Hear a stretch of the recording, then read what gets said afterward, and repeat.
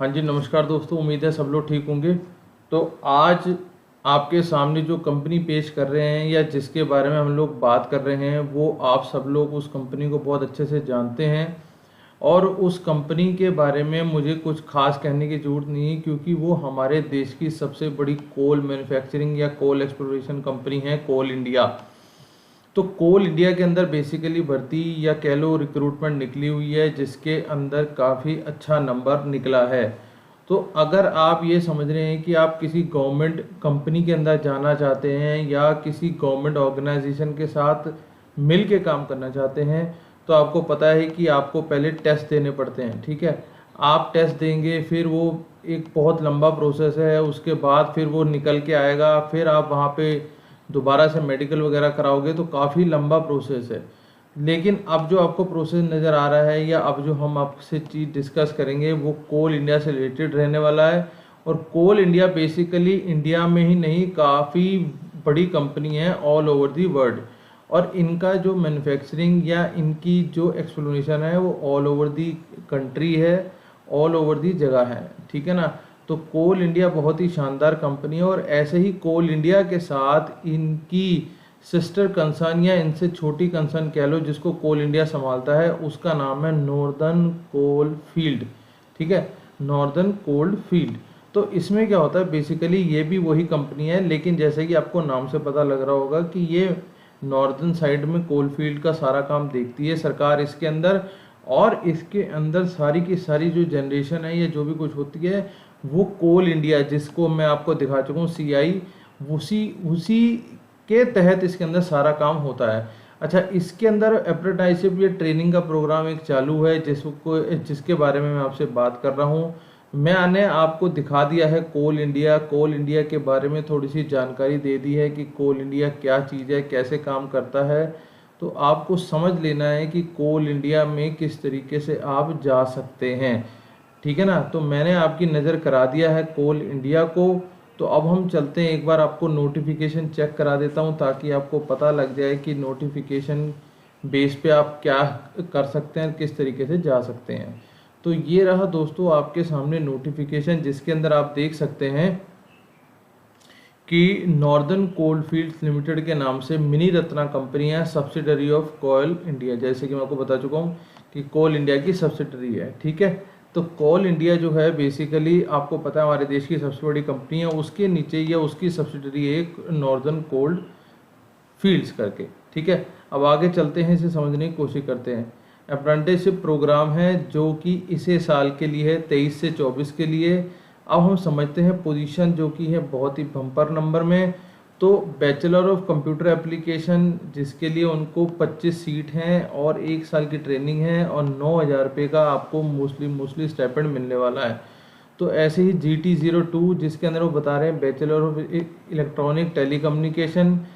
और इधर से आगे बैचलर इसमें 13 हैं, और बैचलर ऑफ फार्मेसी के अंदर 20 हैं, बैचलर ऑफ कॉमर्स इसके अंदर 30 हैं, बैचलर ऑफ साइंसेज इसके अंदर 44 हैं, बैचलर ऑफ इलेक्ट्रिकल इंजीनियरिंग 72 है, और bachelor of mechanical engineering 91, bachelor of mining engineering 83, और ऐसे ही bachelor of computer science and engineering के लिए 2, diploma in electronics and telecommunication engineering 13, diploma in electrical engineering 90, diploma in mechanical engineering 103, और diploma in mining engineering is 114। तो total जो अगर आप नंबर देखोगे तो 700 का नंबर है, जो कि अपने आप में बहुत बड़ा नंबर है और काफ़ी शानदार नंबर है।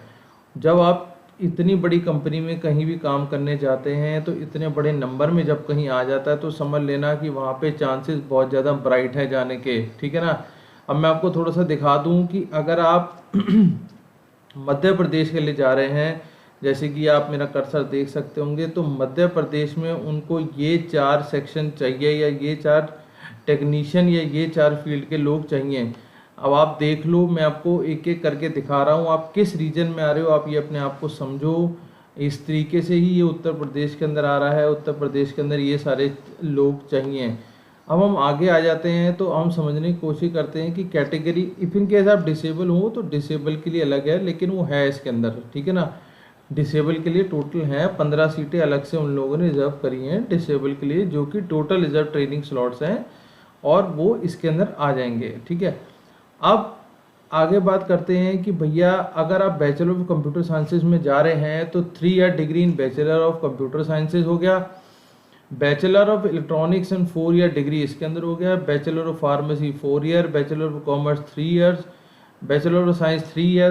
तो इसी तरीके bachelor of electrical 4 year degree, bachelor of mechanical 4 year degree, और इस तरीके से आप देख लो आप किस कैटेगरी के अंदर फॉल हो रहे हैं। ठीक है, किस कैटेगरी के अंदर फॉल हो रहे हैं। आगे हम समझ लेते हैं डेट जो एज के हिसाब से आएगी 18 और 26, इस डेट को आप 30/6/2023 को इतने होने चाहिए जिस दिन ये निकाला गया है। ठीक है ना, only Indian nationals are eligible, वो तो बात ठीक है, आप 18 से 26 के होने चाहिए। अब सारी बात आती है इफ़ इन केस आप इसके अंदर हैं SC ST से, OBC से, तो आपको इसका अलग से रिलैक्सेशन मिल जाएगा 5 साल तक का। ठीक है ना, और 13 साल तक का नॉन OBC, वो आपको देख लेना है आप किस कैटेगरी में फॉल कर रहे हैं, हम ये डिस्कस नहीं कर पाएंगे अभी। तो आगे हम देख लेते हैं जो नोटिफिकेशन की डेट है, रिलीज ऑफ नोटिफिकेशन 10/7 को, ठीक है, डिटरमाइनिंग हो चुकी थी। Apply for online through NCL portal 20/7 मतलब 20 जुलाई तक। लास्ट डेट जो है इसकी 3/8 को निकल के आ रही है, और जो इसकी डेट निकलेगी शॉर्टलिस्ट कैंडिडेट की वो निकलेगी 10 तारीख को। ठीक है, तो आप ये समझो बहुत ही शानदार होने वाला है। Any candidate may apply to any one of the notified position, multiple application will lead to disqualification of candidate. एक बंदा एक ही चीज़ के लिए जा सकता है, अलग से एप्लीकेशन नहीं भेजेंगे, समझ लेना। ठीक है, short listing of sufficient appropriate number of candidate will be scrutiny of original document will be done on aggregate marks scored by the candidate. क्योंकि आपको पता है कि इसके अंदर कोई टेस्ट नहीं है। ठीक है, इसमें टेस्ट वाला सिस्टम नहीं है, आपने एप्लीकेशन भरी, अपने कागज भेजे, वहाँ से स्क्रूटनी होकर निकलेगी, स्क्रूटनी में से शॉर्ट लिस्टिंग होगी और सारा काम वहाँ हो जाएगा। क्योंकि टेस्ट बेस्ड नहीं है तो आप डायरेक्टली इसके अंदर जा ही सकते हैं। Candidate have to appear along with original certificate document as per the criteria notified in the notification. जिस समय वो बुलाएंगे आपको ओरिजिनल डॉक्यूमेंट्स लेके पहुंचना है। ठीक है जी, आपकी स्क्रूटनी होगी, अल्टीमेटली ये समझ आएगा, वो ये देखना चाह रहे हैं कि भैया आपके कागज अपने जमा कराए हैं, बताए हैं, वो ओरिजिनल और सही हैं या नहीं है। क्योंकि बहुत सारे लोग मिस रिप्रेजेंटेशन करते हैं जो कि गलत है अपने आप में। ठीक है, requirement before filling of gap, ये आप समझ लेना, आपके पास सारे कागज होने चाहिए, एक्टिव ईमेल और मोबाइल नंबर होना चाहिए जिसपे वो लोग सारी बातचीत आपसे करेंगे। तो ये इनकी ऑलरेडी मैं आपको दिखा चुका हूँ वेबसाइट है, इसी के ऊपर जाके आपने अप्लाई करना है। ये अटैच मैं कर दूंगा आपके साथ। तो बहुत ही गोल्डन चांस है आपके लिए, सब लोगों के लिए, जो लोग भी एक इस तरीके की ट्रेनिंग प्रोग्राम देख रहे हैं, नौकरी देख रहे हैं बड़ी कंपनी में, सरकारी बड़ी कंपनी में, तो ये मौका हाथ से ना जाने दे। ऐसा मौका दोबारा नहीं मिलेगा। क्योंकि ये बहुत शानदार कंपनी, और सरकारी कंपनियों में क्या होता है कि कुछ टाइम बाद ये लोग आपको पक्का कर देते हैं, आगे ले जाते हैं। वो बड़ा एक लंबा प्रोसेस है, लेकिन उनका अपना प्रोसेस है, वो अभी हम डिस्कस नहीं कर सकते, ना हम कह सकते हैं इस बारे में कुछ। तो आप हिसाब से इस जॉब अपॉर्चुनिटी को ना छोड़ें, इसमें आगे बढ़ें और अपना कैरियर को अच्छा बनाने की कोशिश करें। तो बाकी मिलते हैं अगली जॉब में। Thank you, thanks a lot.